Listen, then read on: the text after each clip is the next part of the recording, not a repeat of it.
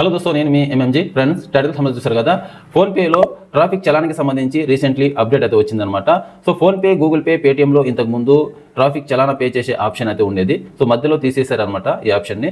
మళ్ళీ recently PhonePe వాళ్ళు traffic చలానా pay చేసే ఆప్షన్ అయితే తీసుకొచ్చారు.